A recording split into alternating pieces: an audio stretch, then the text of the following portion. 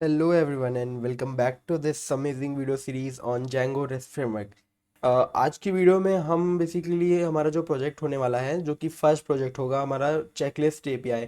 तो उसका जो बेसिकली जो सिस्टम होगा वो किस तरह से वर्क करेगा तो वो मैं तुम्हें थोड़ा समझाने वाला हूँ। It is just an abstract view. So let's take a look at it. So basically जैसा मैंने बोला था कि ये गूगल कीप का क्लोन होने वाला है। तो सबसे पहले गूगल कीप को यार समझते हैं हम कि गूगल कीप किस तरह से वर्क करता है। तो देखो गूगल कीप में होता क्या है कि हमारे पास यहाँ पे हम मल्टीपल नोट्स क्रिएट कर सकते हैं, ठीक है। बट मैं यहाँ पे इनको नोट्स ना बोल के मैं इनको चेकलिस्ट बोलूँगा, ठीक है, बिकॉज हम चेकलिस्ट ही बनाने वाले हैं which is inspired by Google Keep but not exact replica of the Google Keep. So as you can see that कि यहाँ पे चेकलिस्ट मैंने दो बना रखी है, my checklist 1 and my checklist 2। And हर चेकलिस्ट के अंदर मल्टीपल आइटम्स हैं। जैसे मैंने इसमें 3 आइटम्स लिखे हुए हैं एंड इस चेकलिस्ट के अंदर भी मैंने 3 आइटम्स लिखे हुए हैं। Let's clear this item. तो इसमें 2 आइटम्स लिखे हुए हैं। और बेसिकली होता है क्या है कि मैं इन चेकलिस्ट को डिलीट कर सकता हूँ एंड मैं एक नई चेकलिस्ट भी क्रिएट कर सकता हूँ। और नई चेकलिस्ट क्रिएट करते समय मुझे टाइटल बताना पड़ेगा और फिर यहाँ पे कौन से आइटम होने वाले वो मुझे बताना पड़ेगा, ठीक है। सो और यहाँ पे मुझे इसमें बेसिकली जैसे ही मैं इस चेकलिस्ट को डिलीट करूँगा तो वो बिन में चली जाएगी। ये देखो यहाँ पे बिन पे आ गई। मैं इसको वापसी भी भेज सकता हूँ या तो फिर डिलीट फॉरएवर पे क्लिक कर सकता हूँ। तो इसको मैं रिस्टोर कर देता हूँ एंड इसको मैं आर्काइव भी कर सकता हूँ। मैंने आर्काइव पे क्लिक किया तो वो आर्काइव हो गई, ठीक है। तो सिमिलर कुछ ऐसा हम बनाने वाले हैं चेकलिस्ट। हमारे जो चेकलिस्ट एपीआई क्रिएट करूंगा मैं Django REST फ्रेमवर्क में। तो अभी इसको थोड़ा समझते हैं। तो यहाँ पे अज्यूम करो, देखो हमारे बेसिकली हमारे प्रोजेक्ट में सबसे मेन चीज़ क्या है, वो है checklist. As you can see that कि यहाँ पे एक चेकलिस्ट होगी और उस चेकलिस्ट के अंदर मल्टीपल आइटम्स होंगे, ठीक है। सो अभी हमें इसको क्या करना है, हमें इसको डेटाबेस में स्टोर कैसे कर सकते हैं, तो हमें सबसे पहले ये जानना होगा। तो जैसे यहाँ पे देख सकते हो कि हमारे यहाँ पे मेनली दो चीज़ें हैं जिनको हमें डेटाबेस में स्टोर करने की ज़रूरत है। तो सबसे पहली चीज़ है चेकलिस्ट इटसेल्फ एंड सेकंड चीज़ है चेकलिस्ट आइटम्स। तो बेसिकली हमें यहाँ पे दो टेबल्स क्रिएट करनी होगी, जो कि फर्स्ट होगी चेकलिस्ट स्टोर करने के लिए, सेकंड होगी चेकलिस्ट आइटम स्टोर करने के लिए। एंड हर टेबल में उसके कुछ कॉलम्स होंगे। जैसा कि अभी हमने यहाँ पे देखा कि जो चेकलिस्ट होती है उस चेकलिस्ट के पास उसका टाइटल होता है, वो लास्ट टाइम कब एडिट हुई थी एंड क्रिएट कब हुई थी तो वो टाइम होता है।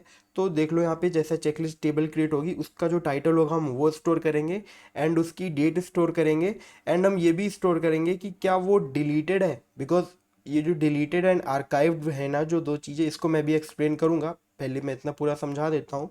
ये दो फील्ड इसमें भी मौजूद है, दो फील्ड इसमें भी मौजूद है, ठीक है। सो चेकलिस्ट टेबल के पास ये 4 फील्ड्स होंगे और एक पांचवी फील्ड जो कि होगी, जो मैंने अभी यहाँ पे नहीं मेंशन की है, विच इज़ आईडी, जो कि हर टेबल की प्राइमरी की होती है, ठीक है। अभी हम चेकलिस्ट आइटम वाली टेबल अगर हम समझें तो चेकलिस्ट आइटम में हमारे पास क्या क्या होगा। चेकलिस्ट आइटम में हमारे पास उसका जो बेसिकली जो टेक्स्ट है, let's assume this is the checklist item. So her checklist item में एक टेक्स्ट होगा और उसमें हम चेक और अनचेक कर सकते हैं, विच मीन्स कि हमने उसको कंप्लीट किया है कि नहीं कंप्लीट किया है। और बेसिकली हम उस आइटम को डिलीट भी कर सकते हैं, ठीक है। बट आई गेस मैंने यहाँ पे थोड़ी सी गलती कर दी है। चेकलिस्ट आइटम में डिलीटेड वाला सेक्शन नहीं होना चाहिए था, ठीक है। तो ये नहीं होना चाहिए था, इसको मैंने स्ट्राइक कर दिया। एंड कंप्लीटेड वाला सेक्शन हो कंप्लीटेड होना चाहिए था एंड आर्काइव नहीं होना चाहिए था, ये मैंने गलती कर दी, माय बैड। तो अभी देखो चेकलिस्ट आइटम में ये 4 फील्ड्स होंगी। First is text, second is date यानी किस डेट को वो चेकलिस्ट आइटम क्रिएट हुआ है, and third one is completed यानी कि उस पर चेक है या फिर अनचेक है, ठीक है। अगर जैसे अभी देखो कंप्लीटेड हो गया एंड फिर अनकम्प्लीटेड हो गया, एंड फिर चेकलिस्ट आईडी होगी। अभी हम ये चेकलिस्ट आईडी यहाँ पे क्यों स्टोर कर रहे हैं, चेकलिस्ट आईडी तो यहाँ पर होनी चाहिए, बिकॉज देखो क्या होगा ना कि हर चेकलिस्ट के अंदर उसके कुछ आइटम्स होंगे। लेट्स जैसे यहाँ पे देखो मैंने दो चेकलिस्ट बनाई है, एक में लिखा है बाय मिल्क, एक में लिखा है दिस गेट सम रेस्ट, ठीक है। तो अभी देखो हर चेकलिस्ट में कौन कौन से आइटम है वो हमें रिकॉग्नाइज करना होगा। तो ये जो चेकलिस्ट आइटम है ना, इस आइटम के पास इस चेकलिस्ट की आईडी होनी चाहिए, तभी वो आइटम उस चेकलिस्ट में शो कर सकते हैं। सो इस तरीके से बैकएंड में चीज़ें काम करती हैं बेसिकली। तो आई होप कि तुम्हें समझ में आ रहा होगा कि जो चेकलिस्ट आइटम होगा अगर हम उसमें चेकलिस्ट आईडी स्टोर नहीं करेंगे ना तो हमें पता नहीं चलेगा कि वो आइटम किस चेकलिस्ट को बिलोंग करता है। लेट्स से बैकएंड में क्या हो रहा होगा ना गूगल कीप में, ये जो चेकलिस्ट आइटम है इसकी जो ये स्टोर हो रहा होगा तो यहाँ पे उसकी बेसिकली चेकलिस्ट की आईडी भी स्टोर की गई होगी, तभी उसको पता लग पा रहा है हमारे फ्रंट एंड को कि ये आइटम को यहाँ दिखाना है, यहाँ नहीं दिखाना है। ठीक है। सो इस तरह से बैकएंड पे चीज़ें काम करती हैं। तो अभी इसका जो एपीआईज होंगी वो किस तरह से क्रिएट होंगी वो मैं यहाँ पे नीचे दिखाता हूँ, जैसा तुम देख सकते हो। सो सबसे पहले तो हमारी जो चेकलिस्ट रिलेटेड एपीआईज हैं वो क्रिएट होंगी। हम सबसे पहले एपीआई क्रिएट करेंगे चेकलिस्ट क्रिएट करने के लिए। वो किस तरह की रिक्वेस्ट एक्सेप्ट करेगी, पोस्ट रिक्वेस्ट। एंड देन हम क्रिएट करेंगे रिट्रीव एपीआई चेकलिस्ट के लिए, विच मीन्स हमारी जितनी भी चेकलिस्ट हैं, जो जितनी भी हमने क्रिएट की हैं वो सारी हमें एक बार में दिख सकें एक एपीआई के थ्रू। तो उसमें हम गेट रिक्वेस्ट करेंगे और ये हमारी एपीआई होगी। एंड देन हम डिलीट चेकलिस्ट एपीआई क्रिएट करेंगे जिसमें हम भेजेंगे पोस्ट रिक्वेस्ट और डिलीट रिक्वेस्ट ताकि हम अपनी चेकलिस्ट को डिलीट कर सकें। एंड देन हमारे पास होगी एडिट चेकलिस्ट टाइटल। तो इसमें बेसिकली क्या होगा कि जैसा अभी हम गूगल कीप में चलते हैं और यहाँ पे देख सकते हो, जैसे मैंने क्लिक किया और यहाँ पे मैं इसका टाइटल एडिट कर देता हूँ। ठीक है। अब देखो उसका टाइटल एडिट हो गया। सो इस एपीआई का भी हम यूज़ करेंगे जिसमें हम चेकलिस्ट का टाइटल एडिट कर सकें, बिकॉज चेकलिस्ट में और कोई डिटेल तो है नहीं एडिट करने वाली टाइटल के अलावा। ठीक है। उसके जो आइटम्स हैं हम उसको इंडिविजुअली चेंज करेंगे। ठीक है। तो चेकलिस्ट का टाइटल एडिट करने के लिए अभी देखो यहाँ पे मैंने लिखा है put and post and patch. यहाँ पे हम 3 टाइप की रिक्वेस्ट भेज के एडिट कर सकते हैं, बट मोस्ट प्रेफरेबल क्या होता है कि हमें या तो इसमें एडिट करना है तो हमें यहाँ पे पुट या फिर पैच भेजना चाहिए, बिकॉज पोस्ट रिक्वेस्ट जो होता है most of the time creation के समय रिक्वेस्ट भेजी जाती है। पोस्ट रिक्वेस्ट भेज के भी हम एडिट कर सकते हैं, नो प्रॉब्लम, बट स्टैंडर्ड के हिसाब से हमें पुट या फिर पैच भेजना चाहिए जब हम कोई अपडेशन कर रहे हो अपने बैकएंड में। ठीक है। तो इस तरीके से हमारी 4 एपीआईज होंगी जो कि चेकलिस्ट से रिलेटेड होंगी। एंड देन अदर 4 एपीआईज होंगी जो कि हमारे चेकलिस्ट आइटम से रिलेटेड होंगी। तो सबसे पहली एपीआई जो होगी वो चेकलिस्ट आइटम क्रिएट करने के लिए होगी, जो कि पोस्ट रिक्वेस्ट भेजेगी।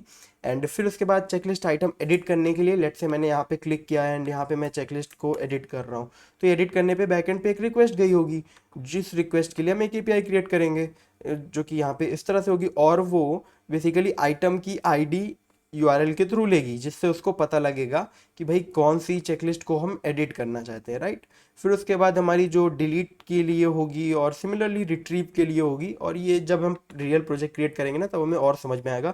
और जो आप ये एंगुलर ब्रैकेट्स में देख पा रहे हो ये बेसिकली वैल्यूज़ हैं जो कि हमें इस यूआरएल में एपीआई में पास करनी होंगी, सो दैट एपीआई में बैकएंड जो है हमारा रिकॉग्नाइज कर सके कि हमें किस चेकलिस्ट को या फिर किस चेकलिस्ट आइटम को एडिट करना है। ठीक है।